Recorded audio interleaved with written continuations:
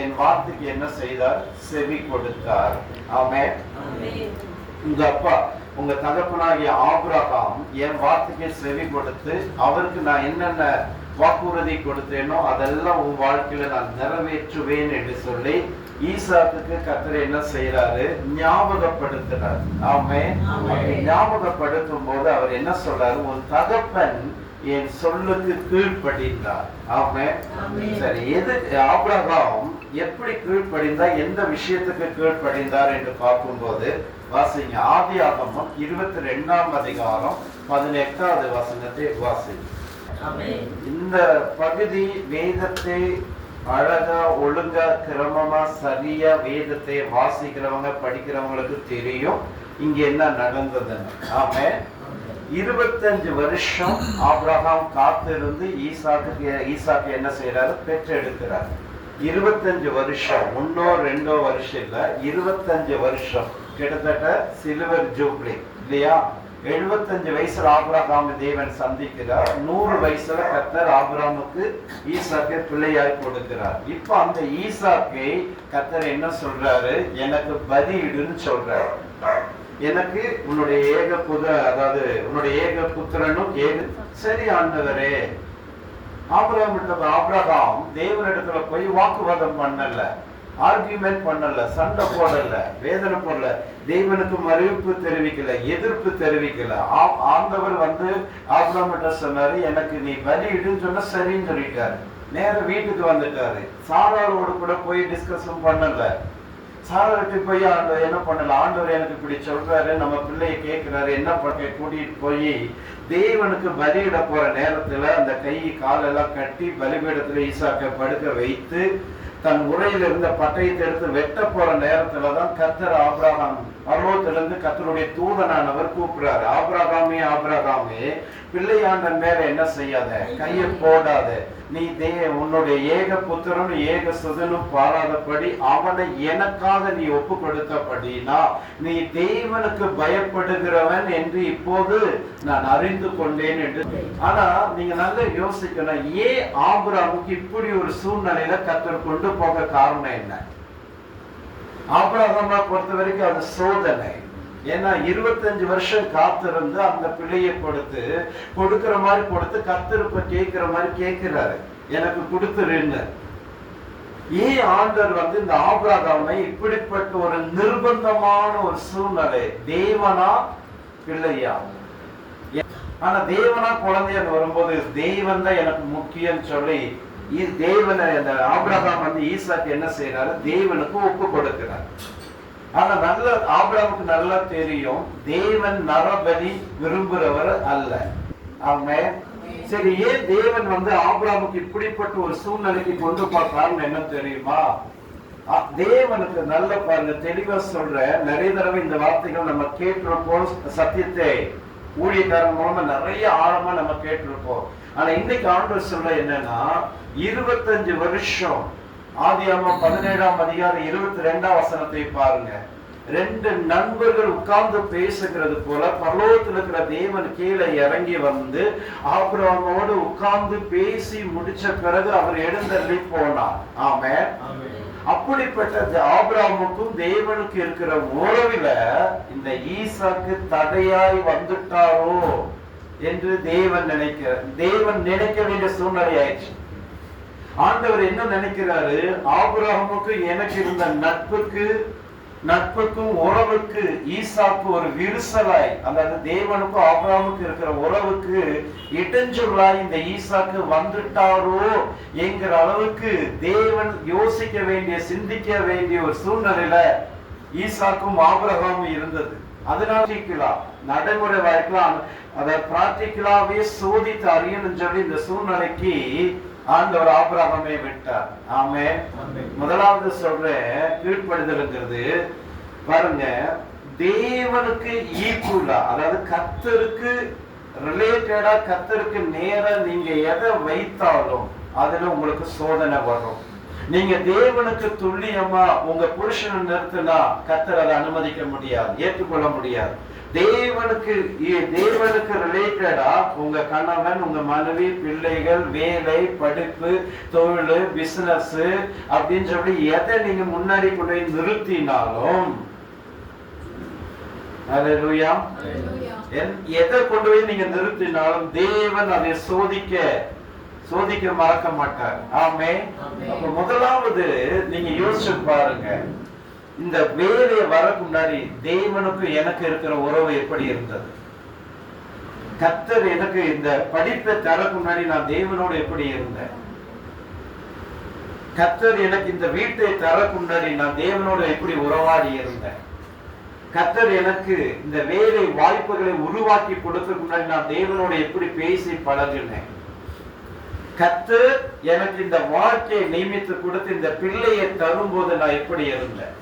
இந்த பிள்ளையை பெற்றெடுக்கிறதுக்கு முன்னாடி நான் எவ்வளவு கதறினேன், எவ்வளவு அழுதேன், எவ்வளவு செபித்தேன். அப்போ தேவனுக்கு எனக்கு இருந்த உறவு எப்படி இருந்தது? ஆனா இப்ப எப்படி இருக்குது? யோசிச்சு பாருங்க. அதாவது நீங்க எதிர்பார்த்த ஆசீர்வாதம் வரக்கு முன்னாடி தேவன் தேவன் தேவன் தேவன் சொல்லிட்டே இருந்தீங்க. ஆனா நீங்க காத்திருந்து பெற்றுக்கொண்ட அந்த ஆசீர்வாதம் வந்த பிறகு தேவனுக்கு உங்களுக்கு இருக்கிற உறவுல விரிசல் ஏற்பட்டுச்சு. தேவனால அதை சகித்துக் கொள்ள முடியல. என் கூட பேசி பழகி, என் கூட நீ நடந்து, என் கூட பேசி, எவ்வளவு நேரம் இருந்தாலும் நான் பேசி முடிய வரைக்கும் நீ பொறுமையா அமைதியா என் சமூகத்துல காத்திருந்த நாட்கள் எங்கே? இப்ப என் சமூகத்துக்கே உனக்கு வர்றதுக்கு நேரம் இல்ல, என்னை தேர்வுக்கே உனக்கு நேரம் இல்ல, என் கூட பேசுறதுக்கே உனக்கு நேரம் இல்ல. ஏன்? அப்ப அந்த வேலையை தந்ததுனால தானே, அந்த வாழ்க்கை துணையை தந்ததுனால தானே, அந்த குழந்தையை தந்ததுனால தானே, அந்த உயர்வு தந்ததுனால தானே. அப்ப ஆண்டவர் என்ன சொல்றாரு? அதை சோதித்து அறியருக்கு ஃபர்ஸ்ட் என்னன்னா, இங்க ஆபிரகாமுடைய வாழ்க்கை, அதனாலதான் கர்த்தர் ஈசாக்கு அதாவது ஆபிரகாமுக்கு எனக்கு இருக்கிற உறவு பெருசா ஆபிரகாமுக்கு தெரியுதா, இல்ல நான் கொடுத்த குழந்தை பெருசா தெரியுதான்னு சோதித்து அறியருக்கு இந்த சோதனையில விட்டார். ஆனா ஆபிரகாம் பாருங்க, அல்லேலூயா, ஆமென். என்ன இதுல இன்னொரு பாயிண்ட் சொல்லிடுறேன். ரெண்டாவது பாயிண்ட், ஆபிரகாம் பாருங்க வேறு ஆசீர்வாதத்துக்கு மாத்திரம் தேவனை தேடல. இன்னைக்கு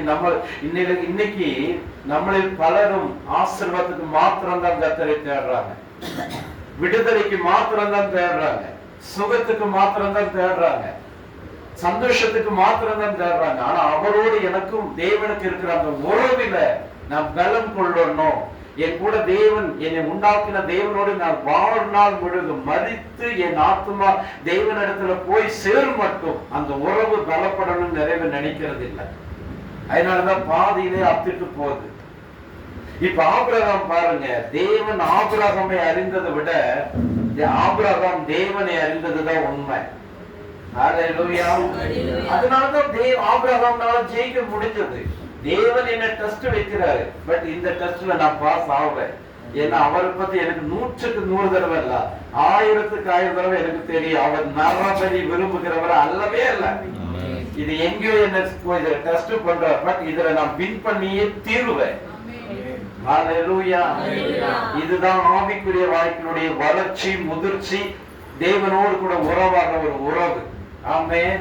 வந்துட்டு போறனாலே அல்ல, நாட்கள் ஆக ஆக தேவனுக்கு உங்களுக்கு இருக்கிற அந்த உறவு தெரியணும். நீங்க நம்பி இருக்கிற தேவன் எப்படிப்பட்டவர், அவர் எதை விரும்புவார், எதை விரும்ப மாட்டார், எதை அவருக்கு பிடிக்கும், எதை அவருக்கு பிடிக்காது, அவர் என்ன சொல்றாரு, நான் என்ன பண்ணிட்டு இருக்கிறேங்கிறதுல கவனமா இருக்கணும். ஆமென். அப்ப முதலாவது சோதனைக்கு மத்தியிலும், அதுக்கு நான் ஒரு தலைப்பு என்ன வச்சேன்னா, பேர் வச்சேன்னா சோதனைக்கு மத்தியிலும் கீழ்ப்படி. ஆமென். சோதனைதான், ஆனாலும் அதுல கீழ்ப்படி. ஹல்லேலூயா. சோதனைக்கு மத்தியில், சோதனை இல்லாம உலகத்தில் வாழ முடியாது. எபிரேயர் 2:18 நீங்க சொன்ன வசனம், அவர்தாமே சோதிக்கப்பட்டு பாடுபட்டபடியா சோதிக்கப்படுகிற யாவருக்கும் உதவி செய்ய வல்லவரா இருக்கிறார். யாக்கோபு 1:13 சொல்லுது, சோதிக்கப்படுகிற எவனும் நான் தேவனால் சோதிக்கப்படுகிறேன் என்று சொல்லாதபடி அவன் தன் சுய இச்சைகளின்படி இழுக்கப்பட்டு சோதிக்கப்படுகிறார். தேவன் ஒருவரையும் ஒரு காலத்திலும் பொல்லாங்கிறனால சோதிக்கிறவர் அல்ல. ஆமென். அப்ப முதலாவது சோதனை எதுல வேணாலும் வரும். சரியா? தேவனும் சோதிப்பாரு, சத்துரும் சோதிப்பார். ஆனா தேவன் சொல்ற வார்த்தைக்கு கீழ்ப்படிங்க. ஆமே. இந்த சோதனையில பாருங்க, ஆபிரகாம் கீழ்ப்படிஞ்சாரு, தேவன் ஆசீர்வதித்தார். ஆமே. எதை வேணாலும் இழக்கலாம். ஆமே. ஹல்லேலூயா. இதுவரைக்கும் தேவனுக்காக என்ன இழந்திருக்கிறோம்? தேவனுக்காக இதுவரைக்கும் நம்ம என்ன இழந்திருக்கிறோம்? ஆண்டவருக்காக நான் இதை இழந்துட்டேன், கர்த்தருக்காக இதை நான் கொடுத்துட்டேன்னு சொல்றதுக்கு என்ன இருக்கு? எதா இருக்கா? இல்லன்னு இன்னைக்கு யோசிங்க. ஆமா. முதலாவது. இரண்டாவது ஸ்தோத்திரம். ஏன்னா நான் நிறைய பேசலான்னு இருந்தேன், சாட்சிக்கே நிறைய போயிட்டு. ஆமா. இந்த பொறுத்த நேரத்தில் முடிச்சிடறேன். இரண்டாவது பாருங்க, வாசிங்க. இரண்டாவது ஸ்தோத்திரம் ஜோஷுவாவின் யோவான் 2ஆம் அதிகாரம் 7-8 வசனம் பண்ணீங்க. அந்த தண்ணி வந்து மோண்டு கொண்டு போனாங்க. போற வழியில தான் என்ன ஆகுது? திராட்சை ரசம் ஆகுது. பாருங்க, இரண்டாவது இங்க ஆண்டு சொல்றாரு, காணா ஒரு கல்யாணம். கல்யாணத்துல எத்தனையோ காரியங்கள் இருக்கும். ஆனா இந்த திராட்சை ரசத்துக்கு மாத்திரம் ஏன் இவ்வளவு இம்பார்ட்டன்ட் கொடுத்தாங்கன்னு கேட்டா, யூதருடைய கல்ச்சர் பிரகாரம் ஒரு மனுஷன் வீட்டுக்கு வந்தா ஃபர்ஸ்ட் அந்த ஸ்வீட்டை கொடுப்பாங்க. அங்க ஆரம்பிச்சது அந்த கல்ச்சர், நம்ம ஆரம்பிச்சது இல்லை. சரியா? இப்ப நம்ம வீட்டுல ஏதோ ஒரு நல்ல ஃபங்க்ஷன் நடந்தா ஃபர்ஸ்ட் ஸ்வீட் கொடுக்குறாங்கல்ல, அது யூதருடைய கல்ச்சர் பிரகாரம்.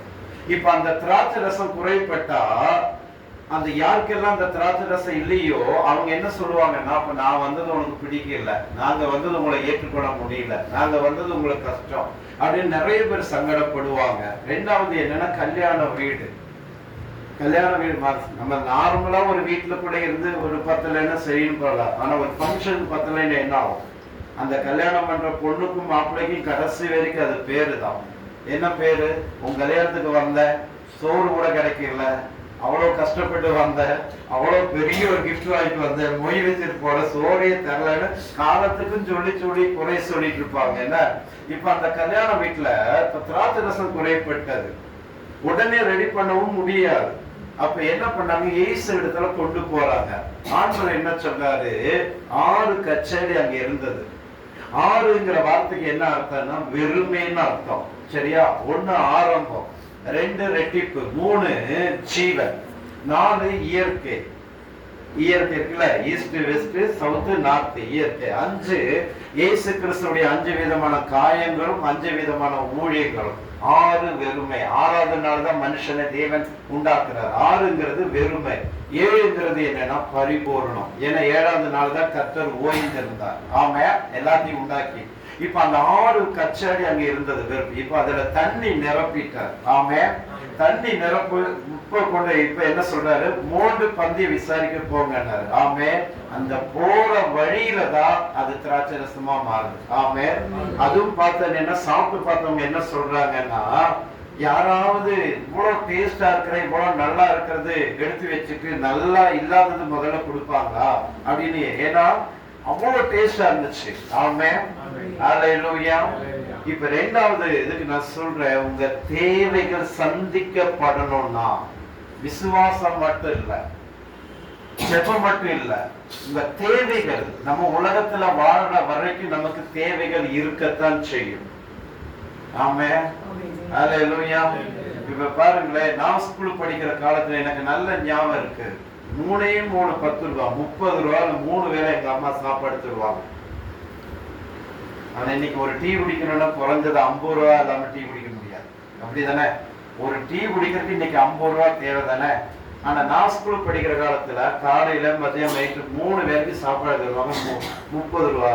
அன்னைக்கு அது போதுமானதா இருந்துச்சு. விலை கம்மி, அரிசி விலை கம்மி எல்லாம் இருந்துச்சு. ஆனா இன்னைக்கு அது பற்றாது. இன்னைக்கு எவ்வளவு சம்பாதிச்சாலும் பத்தாது. 500 ரூபாய்ல இன்னைக்கு ஒண்ணுமே இல்லை. உண்மையா அதுதான். அப்படிதானே? ஒண்ணுமே இல்லை. அப்போ தேவைகள் நம்ம உலகத்துல வாழ்ற வரைக்கும் நம்ம தேவைகள் இருக்கத்தான் செய்யும். ஆனா சில தேவைகள் கர்த்தர் தான் சந்திச்சு ஆகணும். ஆமே. ஹல்லேலூயா. ஏன்னா சில தேவைகள் நமக்கு, நம்ம வேலை செய்யறதுனால நமக்கு சம்பளம் வரும், சம்பளத்தை வச்சு நம்ம செய்யலாம். ஆனா சில தேவைகள் தேவன் தான் செய்யணும். அப்ப அந்த தேவைகள் தேவன் சந்திக்கணும்னா அந்த தேவைக்கு மத்தியில் ஆண்டவரே நாளைக்கு இதை செய்யணும், இதை கொடுக்கணும், இதை பண்ணணும், எனக்கு ஒரு அற்புதம் செய்யுங்கன்னு போய் நின்னா கர்த்தர் செய்யற ஆலோசனைக்கு என்ன செய்யணும்? கீழ்ப்படியணும். நான் அதாவது வருஷம் எனக்கு ஞாபகம் இல்லை, முதல்ல என் ஊழியத்துல இந்த வாக்குத்தத்த ஸ்டிக்கர், இந்த பைபிளோட ஸ்டிக்கர் அதை நான் அடிச்சிருந்தேன். அப்ப அதை அடிச்சு 500 ஸ்டிக்கர் 400 ரூபாய் தான். 500 ஸ்டிக்கர் 400 ரூபாய் தான்.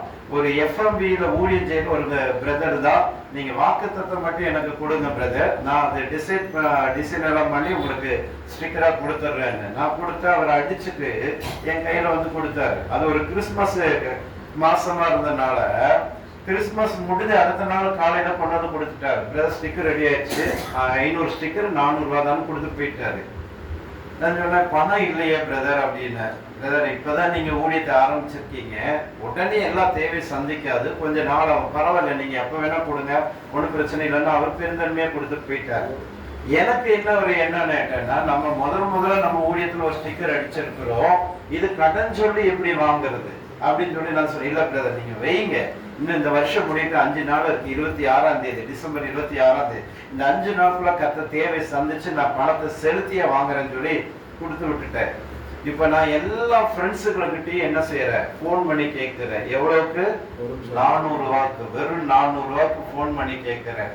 ஒவ்வொருத்தரும் என்ன சொல்றேன்னு தெரியுமா, நீ முதல்ல கேட்டிருக்க கூடாதா, முதல்ல சொல்லி கூடாதா, இருக்கிற பணத்தை எல்லாம் கிறிஸ்துமஸ்க்கு நான் செலவு பண்ணிட்டேன், இப்ப இல்லைன்னு. கடைசிக்கு எங்க போவோம்? எங்களை மாதிரி ஊழியக்காரனுடைய கடைசி நிலைமை தெய்வ சமூகம் தான். வேற என்ன பண்ண முடியும்? அவரை நம்பி போய் கேட்கல. ஆண்டோட்ட போய் நின்று ஜெபம் பண்ணா ஆண்டவர் அப்ப எல்லாம் ஒண்ணும் சொல்லல. என் ஆவிக்குரிய கண்களை திறந்து ஒரு தரிசனம் காமித்தார். ஒரு கடை, அது வெரைட்டியால் ரோட்ல இருக்கு அந்த கடை, அது ஒரு மீன் தொட்டி விற்கிற கடை, மீன் தொட்டிகள் இருக்குல்ல அதெல்லாம் விற்கிற கடை. இங்க போனாரு, நான் கீழ்ப்படைஞ்சு போனேன். அங்க போனோம்னு அந்த சிஸ்டர், அந்த பிரதர் தான் இருந்தாரு. அப்ப அவர் வாங்க பிரதர் உட்காருங்க பேசலாம். ரொம்ப சந்தோஷம், இருங்க நான் அம்மாவுக்கு போன் பண்றேன்னு சொல்லி அவர் உடனே அம்மாவுக்கு போன் பண்ணி அந்த தாயார் எங்கிட்ட போன்ல பேசினாங்க.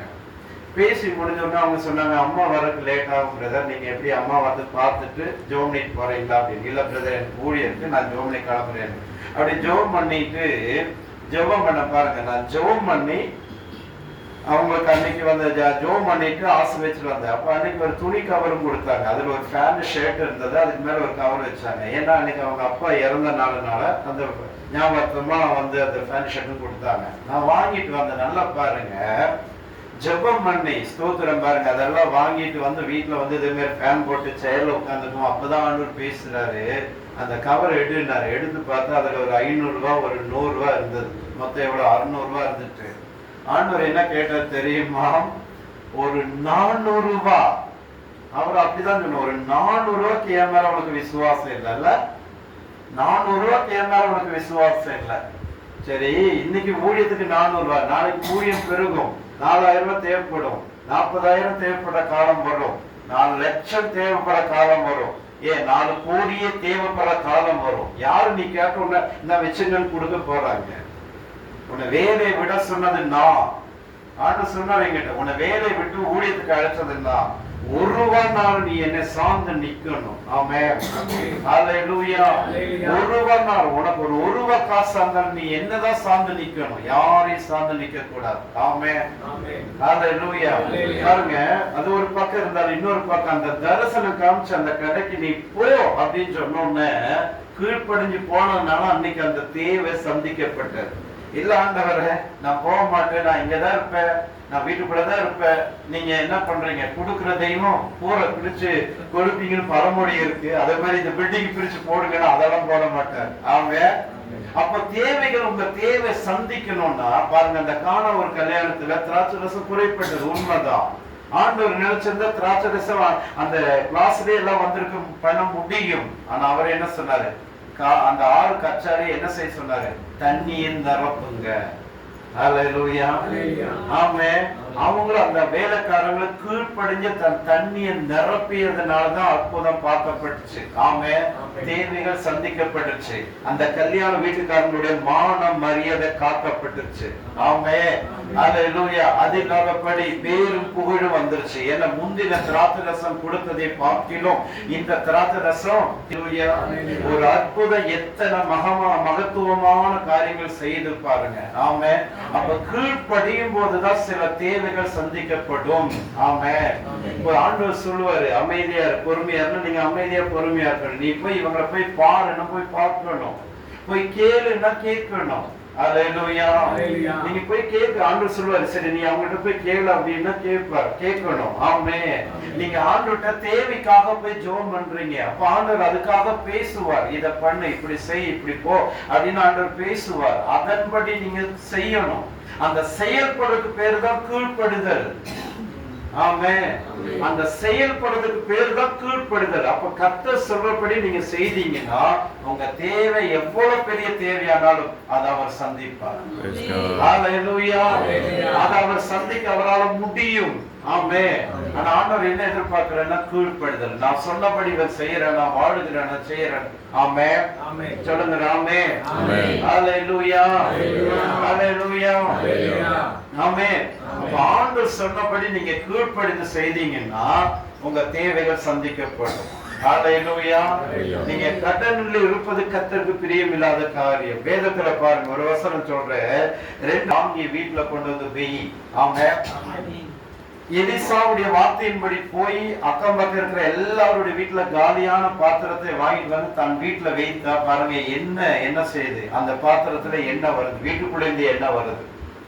இப்ப அந்த பாத்திரம் வைக்கப்பட்ட எல்லா பாத்திரங்களும் எண்ணெயினால் நிரப்பப்பட்டோம்னா மறுபடியும் எலிசா கிட்ட கொண்டு போறாரு. நீ சொன்னபடி எல்லாம் நடந்தது, இப்ப நான் என்ன செய்யணும்? உடனே எலிசா சொல்ல, அது கொண்டு வித்து கடன் அடைச்சு மீது இருக்கிறத வச்சு நீ வாழு. ஆமே, கடனோட இருக்கிறது தேவன் பிரியப்படாத காரியம். கடன் ஒண்ணு இருந்தா அன்புக்கு மட்டும்தான் கடனா இருக்கணும் பைபிள் சொல்லுது. ஏன்னா இந்த கடன்ல யார் ஆளுவது தெரியுமா? பிசாசு, சாத்தான். பாருங்க, சங்கீதத்துல வாசிக்கும், துன்மார்க்கன் கடன் வாங்கி செலுத்தாமே போகிறார். அப்ப கடன் வாங்கிட்டு நம்ம செலுத்தலைன்னா துன்மார்க்கனுடைய பட்டியல தான் நம்ம பேர் வர்றோம். சங்கீதம் 37 நினைக்கிற, துன்மார்க்கன் கடன் வாங்கி செலுத்தாம போறான். அப்ப கடனை என்ன செய்த? அடிமைப்படுத்துகிறது. அப்ப ஆண்டவர் என்ன சொல்ற, நீ யாருக்கு அடிமையா இருக்க கூடாது, யாரும் உன்னை பேசக்கூடாது, யாரும் உன்னை அவமானப்படுத்த கூடாது, யாரும் உன்னை கஷ்டப்படுத்த கூடாது. ஆமே, அப்ப உன் தேவைகள் சந்திக்கணும்னா நான் சொல்லுகிறபடி செய். அல்லேலூயா. இப்ப பாருங்க, அந்த ஊழியர்களோட மனைவி கீழ்ப்படிஞ்சு நான் என் பணம் கொடுங்கன்னு வந்தா இவர் என்னென்னமோ சொல்றாரு. ஒரு கூட எண்ணெய் வச்சு என்னத்தை பண்ண முடியும்? நீங்க அது கொஞ்சம் அந்த வசனத்தை விளக்க போட நேரம் கொஞ்சம் யோசிச்சு பாருங்க.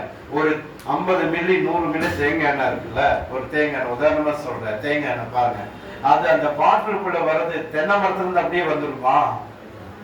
தென்னை மரத்துல தேங்காய் அப்படியே வந்துருமா?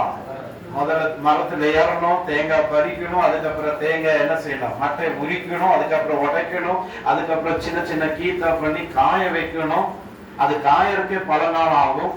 ஏன்னா காயறதுக்கு முன்னாடி தேங்காய் நீங்க ஆட்டினீங்கன்னா தேங்காய் பால் தான் வரும், எண்ணெய் வராது. இப்ப காய வைக்கணும், அதுக்கப்புறம் அது என்ன பண்ணணும்? மிஷின்ல கொடுத்து கொப்பரை ஆட்டணும், அதுக்கப்புறம் ஃபில்டர் பண்ணணும், அதுக்கப்புறம் வடிகட்டி ஃபில்டர் பண்ணதுக்கு அப்புறம் பாட்டில நிரப்பணும். இத்தனை ப்ராசஸிங் அந்த எண்ணெயில இருக்கு. இப்ப இந்த ஊழியக்காரனுடைய மனைவி கொண்டு பாத்திரப்படி வச்சோம்னா எண்ணெயா வந்துருச்சா? ஹல்லேலூயா. நீங்க கீழ்ப்படியும் போது நம்மளையும் வியக்கத்தக்கதான அதிசயங்கள் அவரால் செய்ய முடியும். ஹல்லேலூயா. நம்ம மூளைக்கு எட்டாத அற்புதங்கள் அவரால் செய்ய முடியும்.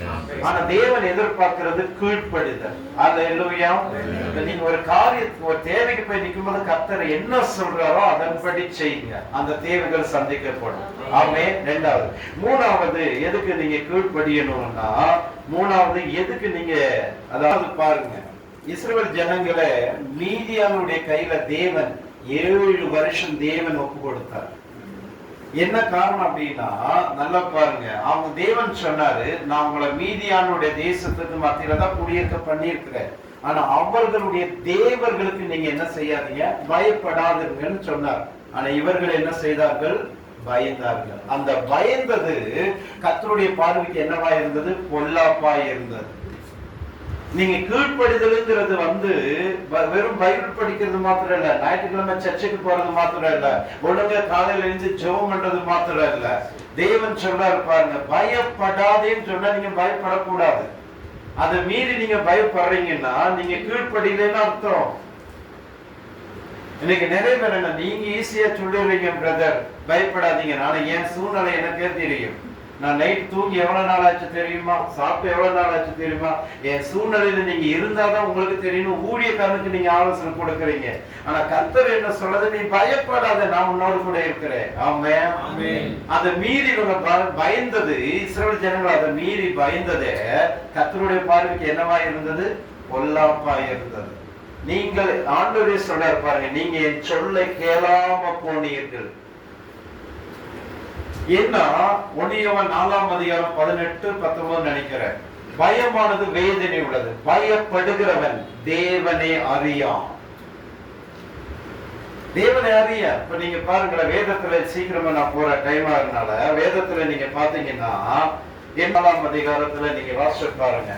14ஆம் அதிகாரம் 9-10 நீங்க வாசிங்க. என்னாகமம் 14:9-10 சீக்கிரமா படிங்க. சரி, இப்போ என்னாகமம் 13ஆம் அதிகாரம் பாத்தீங்கன்னா 28-33 வரைக்கும் நீங்க வாசிச்சீங்கன்னா, வாசிக்க வேண்டாம், நோட் பண்ணீங்க, வீட்டுக்கு போய் வாசிங்க. இப்போ என்னாகமம் 13:1 நீங்க பாத்தீங்கன்னா தேவன் மோசேகிட்ட பேசுறாரு. என்ன பேசுறாரு, நான் இஸ்ரவேல் ஜனங்களுக்கு கொடுக்க போகிற பாலும் தேனும் ஓடுகிற கானான் தேசம், அது போய் வேவு பார்க்க சொல்லு, அந்த தேசம் எப்படி இருக்கு, அங்க ஜனங்கள் எப்படி இருக்காங்கன்னு உன்னோட ஜனங்களை நீ அனுப்புனாரு. இப்ப 12 கோத்திரத்துல கோத்திரத்துக்கு ஒருவர்னு சொல்லி 12 பேரை தேர்ந்தெடுக்கிறார் மோசே. 12 பேரை அனுப்புறாரு. அந்த தேசம் போய் பாருங்க, அவங்க எப்படி இருக்கு, அங்க இருக்கிற ஜனங்க எப்படி, அந்த தேசம் எப்படி இருக்கு, நம்ம குடியிருக்கலாம், கர்த்தர் நமக்கு வாக்கு பண்ணி இருக்கிறான்னு சொல்லி அனுப்பி விட்டா, இப்ப இந்த 10 பேர் வந்து சொல்றாங்க, ஐயோ அவங்க பயங்கரமானவங்க, ராட்சசருங்க, அவங்களோட எல்லாம் யுத்தம் பண்ண முடியாது, அவங்களோட சேர்ந்து நம்ம குடியிருக்க முடியாது, அவங்களோட எல்லாம் நம்ம வாழ முடியாதுன்னு சொல்லி நெகட்டிவ் தாட்ஸா கொண்டு வந்து வர்றாங்க. இப்ப காலேபும் ஜோஷுவா சொல்றாரு, கர்த்தருக்கு விரோதமாக மாத்திரம் கலக்கம் பண்ணாதீர்கள், அவர்களை காத்த நிழல் அவங்களை விட்டு நீங்கி போயிட்டாங்க, அவர்கள் நமக்கு இறை ஆவார்கள். ஆமென். கர்த்தர் நம்ம மேல் பிரியமாய் இருந்தா அந்த தேசம் நமக்கு அகப்படும். ஆமென். ஹல்லேலூயா. இப்போ நல்லா யோசிச்சு பாருங்க, இவங்க இப்படி சொன்ன உடனே கர்த்தருடைய கோபம் என்ன செய்யுது, புறப்பட்டு வருது. தேவன் வாக்கு பண்றாரு, அந்த தேசத்தை உங்களுக்கு நான் தருவேன். இப்ப இவங்க என்ன சொல்றாங்க, அங்க எல்லாம் நம்ம குடியிருக்க முடியாது. நிறைய பேர் பாருங்க, ஆண்டு சொல்றாரு, இந்த வீடு மத்தவங்களுக்கு எப்படியோ, ஆனா உனக்கு நான் ஆசீர்வாதமா தருவேன்னு சொன்னா, ஆண்டவர் சொல்லிட்டாரு இந்த வீட்டு நான் உனக்கு ஆசீர்வாதமா தருவேன்னு. ஆனா இப்ப அக்கம் பக்கம் எல்லாம் சொல்லு, போய் இந்த வீட்டுக்கு வந்த வேற வீடே கிடைக்கலையா, இதுல எத்தனை பேர் செத்து இருக்குன்னு தெரியுமா, எத்தனை பேர் இப்படி இருந்திருக்குன்னு தெரியுமா, உன் நிலைமை என்ன ஆகுன்னு தெரியாது, போய் வந்திருக்கிற, நீ வேற சின்ன பிள்ளையா இருக்கிற, அது தனியா இருக்கிற, என்ன நடக்குமோ ஆண்டவருக்கு தான் வெளிச்சம், உன்னை ஏதோ நீ கும்புற சாமி உன்னை காப்பாத்தின சரின்னு ஏற்கனவே இங்க பயம் இருக்கும். எரியிற நெருப்புல இன்னும் என்னவா என்ன ஊத்துற மாதிரி, தீப்பட்டு, அதாவது எரியிற நெருப்புல இன்னும் என்ன ஊத்துற மாதிரி சொல்லும். இப்ப நீங்க எந்த வார்த்தை எடுப்பீங்க, எந்த வார்த்தை எடுப்பீங்க, சீக்கிரம் சொல்லுங்க. கர்த்தர் வாக்கு பண்ணி கொண்டு போனாரு, இப்ப கூட இருக்கிறவங்க இப்படி சொல்றாங்க, எது உங்களுக்கு பெருசா தெரியும், உண்மையாவா, உண்மையா கர்த்தருடைய வார்த்தை உங்களுக்கு பெருசா தெரியும், அதுதான் உண்மை, ஒத்துக்குங்க, அதான் உண்மை. ஆண்டவராவது கர்த்தராவது இவங்க அனுபவத்தாடி பக்கத்திலே இருந்து சொல்றாங்க, அப்ப இவங்க சொன்னா கரெக்டா இருக்கும். பூமியும் நிறைவு யாருடையது, ஹல்லேலூயா, ஆமென், ஹல்லேலூயா.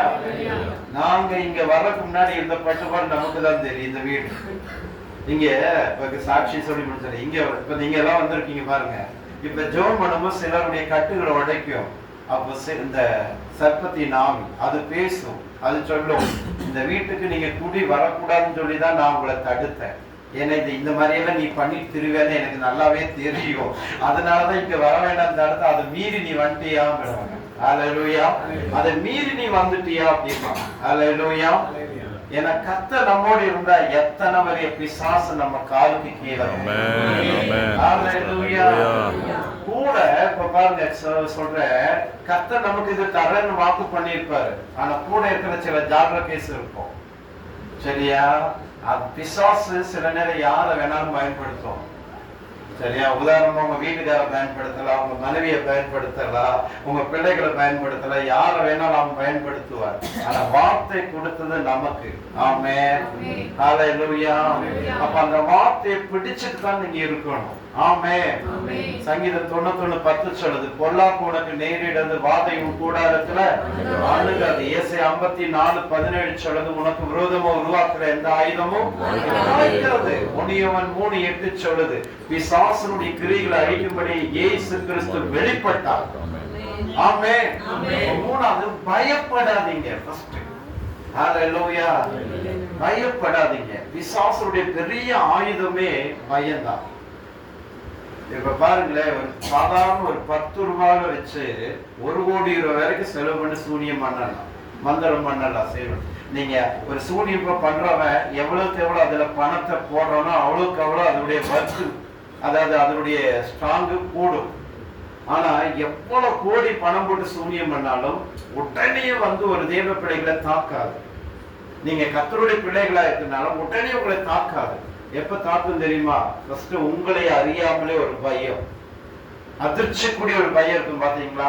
நீங்க கிச்சன்ல நின்று வேலை செய்வீங்க, ஏதோ ஒரு ஞாபகத்துல திடீர்னு உங்க பிள்ளைகள் பின்னாடி வந்துட்டு போ அப்படின்னு எப்படி இருக்கும்? ஒரு செகண்ட் காற்று வேகமா துடிக்கும் பாருங்க. இந்த மாதிரி ஒரு பயம் உண்டாக்கி, இந்த பயத்தின் அடிப்படையில தான் பிசாசு உள்ள ஏறும்.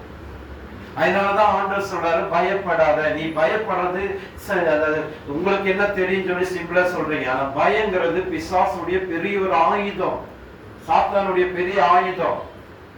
அந்த பயம் இருக்கிற வரைக்கும் அவன் உங்களை விட்டு போகவே மாட்டான். நீங்க எத்தனை ஊழியக்காரன் மாத்தி மாத்தி செபிச்சாலும், நீங்க எவ்வளவு பெரிய பாசிட்டிவ் பிரேயர் போட்டு செபிச்சாலும், வருஷம் 365 நாட்களும் நீங்க உபாசத்துல இருந்தாலும், பயங்கிறது ஒண்ணு இருக்கிற வரைக்கும் நீங்க ஜெயிக்கவே முடியாது. அதனாலதான் இயேசு சொல்றாரு, வருஷம் 365 நாட்களுக்கு அவர் என்ன சொல்றாரு? பயப்படாத, பயப்படாத. ஏன் ஒவ்வொரு நாளுக்கு ஒரு வசனத்தின் படி ஏன் சொல்றாருன்னா இதான் ரீசன். கடைசி ஒரு சாட்சி இதோட நான் முடிச்சார. ஒரு சமயம் பாருங்க, ஒரு ஊழியக்காரர், இந்த ஊழியக்காரர் கிராமத்துல ஊழியம் செய்தார். சரியா? கிராமத்துல ஊழியம் செய்த என்ன ஆயிடுச்சுன்னா, இவர் போகும்போது அந்த கிராமம் ஒரு மந்திரவாதியை சார்ந்து நிக்குது. இப்ப இவர் போய் ஊழியம் செய்தோம்னா அந்த ஜனங்கள் எல்லாம் ரட்சிக்கப்பட்டு இப்ப சபைக்கு வர்றாங்க. இப்ப அந்த மந்திரவாதிக்கு வருமானம் இல்லை, அவனுக்கு வர வேண்டிய வருமானம் வரல. அவன் என்ன பண்ணிட்டான்னா, அவன் வணங்குற அந்த ஆவிகிட்ட போய் கேக்குது, எனக்கு ஏன் வருமானம் இல்லை, இந்த ஜனங்கள்லாம் எங்கிட்ட ஏன் வரலன்னு. அப்ப அந்த ஆவி சொல்லி கொடுத்தது, உனக்கு ஆப்போசிட்டா ஒரு சர்ச்சை ஆரம்பிச்சிருக்குல்ல, அந்த சர்ச்சுக்கு விரோதமா சூனியம் பண்ண அவன் தான் இதுக்கெல்லாம் காரணம். இப்ப அவர் சூனியம் பண்ணி அனுப்பிட்டாங்க. கவனிங்க, அவன் அனுப்பின ஆவி எப்படிப்பட்டது தெரியுமா? தலை சிங்கம், உடம்பு பாம்பு. அந்த ஆவியுடைய உருவம், சரீரம் பாம்போடது, தலை சிங்கத்தோடது. இப்ப அது வரும் கரெக்டா இந்த இடத்துல இந்த கழுத்தை கடிச்சு ரத்தம் முடிச்சுட்டு போகும். இப்படி இப்படி நடந்துட்டு இருக்கு. இது தரிசனமோ சொப்பனமோ எல்லாம் கிடையாது, நேரடியா நடக்கிற சம்பவம். இப்படி நடந்ததுனால அந்த ஊர்ல ஊழியர் மற்ற எல்லா ஊழியக்காரும் அவங்களுக்காக போய் ஜெபம் பண்ணி சலிச்சுட்டாங்க. விடுதலை ஆக்கவே முடியல. கடைசியில ஒரு ஊழியக்காரர் கேட்டாரு, அவர்கிட்ட சொன்னார், அவரு டெலிவரன்ஸ் மினிஸ்ட்ரி பண்றாரு, கட்டுகளை எல்லாம் உடச்சு ஊழியர்.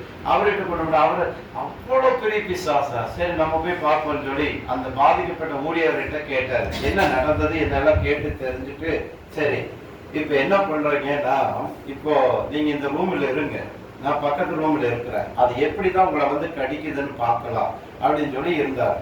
இப்ப அதே மாதிரி அது வருது, இவரை கடிக்குது, ரத்தம் குடிச்சிட்டு போகுது. இப்ப இவர் என்ன பண்ண, பாதிக்கப்பட்ட அந்த ஊழியக்காரர் என்ன பண்ண, சரி இந்த ஜாதி பிசாசு ஜெபத்தினாலும் உபாசனாலே வேற எவ்விதத்திலும் போகாது, சரி நம்ம பாஸ்டிங் போடுவோம்னு சொல்லி 40 நாள் பாஸ்டிங். நல்லா பாத்துங்க, 40 நாள் பாஸ்டிங். இப்ப 40 நாள் பாஸ்டிங் போடுறதுக்கு முன்னாடி ஒரு நாளைக்கு ஒரு தடவை தான் கடிக்கும். இப்ப பாஸ்டிங் போட்ட அன்னைக்கு டெய்லி 2-3 தடவை கடிச்சிட்டு போகுது.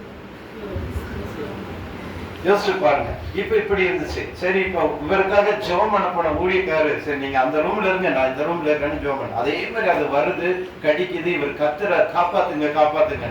அப்பதான் இந்த போன ஊழியக்காரங்க அவருக்காக ஜெபம் பண்ண போன ஊழியர்கள் ஆண்டவர்கிட்ட கேட்கிறாரு, இதனுடைய ரகசியம் என்ன ஆண்டவரே, ஏன் இது இப்படி நடக்குது, அவர் உங்களுடைய நீர் அபிஷேகம் பண்ணப்பட்ட ஊழியக்காரர் தானே, ஏன் அந்த பிசாசு அவரை தாக்கி அவருடைய ரத்தத்தை குடிச்சிட்டு போகுது, என்ன ரகசியம்? அப்பதான் ஆண்டவர் சொன்னார், பயம். ஆண்டவர் சொல்றாரு, அவன் என் ஊழியக்காரன் தான், நான் அவனை அபிஷேகம் பண்ணி இருக்கிறேன், அவன் எனக்காக அழைக்கப்பட்டவர், வேர்பிரிக்கப்பட்டவர், தேர்ந்தெடுக்கப்பட்ட என் ராஜ்யத்துக்கு என்று நான் அவனை அழைச்சது உண்மை. ஆனா அவன் எனக்கு பயப்படுறதை காட்டிலும் அந்த ஆவிக்கு அதிகமா பயப்படுறான். எப்படி தெரியுமா அப்படின்னு சொல்லி ஆண்டவர் சொல்றாரு, கரெக்டா அது மத்தியானம் 12 மணிக்கு தான் அது வரும். இவர் என்ன பண்ணுவாருன்னா, கரெக்டா ஜெபம் பண்ணிட்டு அந்த வாட்சையை பார்ப்பாரு, 10 மணி ஆயிடுச்சு, 10:30 ஆயிடுச்சு, 10:45 ஆயிடுச்சு, 11, 11:15, 11:30, 11:45, 11:50, 11:55, 12 மணி இப்போ வந்துடும். பயம். அப்ப ஆண்டவர் சொல்றாரு, எனக்கு பயப்படுற பயத்தை காட்டிலும் அந்த ஆவிக்கு பயப்படுறதுனாலதான் அது தாக்குது. அப்புறம் அந்த ஊழியக்காரருக்கு புரிய வச்சு ஜெபம் பண்ணோம்னா ஒரே செகண்ட்ல ஜெயிக்கப்பட்டார். ஹல்லேலூயா, ஆமென். அதுதான் ஆண்டவர் இங்க சொல்றார். மூணாவது சொல்ற கர்த்தர் சொன்னது, ஆண்டவர் சொல்றாரு, எம்மோடுகளுடைய தேவர்களுக்கு நீங்க பயப்படாதீங்க. இப்ப நம்ம குடியிருக்கிற பகுதி சுத்தி இருக்கும், சரியா? நம்ம குடியிருக்கிற பகுதி ஒன்றும் பெரியதல்ல, சுத்தி இருக்கும். சில வீடுகளுக்கு நீங்க போன பாக்குறதுக்கு விவகாரம் இருக்கும், பயங்கரமா இருக்கும், அப்படி இருக்கும். பயப்படாதீங்க. ஆமென். முடியவன் 4 சொல்றது, உலகத்தில் இருக்கிறவனை காட்டிலும் உங்களோடு இருக்கிறவர் பெரியவர். ஹல்லேலூயா. அப்ப மூணாவது பாருங்க, சத்துருக்கு நீங்க பயப்படாதீங்க. ஆமென். மூணாவது கீழ்ப்படிய வேண்டியது என்னன்னா, சத்துருக்கு பயப்படாதீங்க. ஹல்லேலூயா. ஆனா தேவனுக்கு பயப்படுங்க. செபிக்கலாமா? 7 கண்களை மூடுங்க.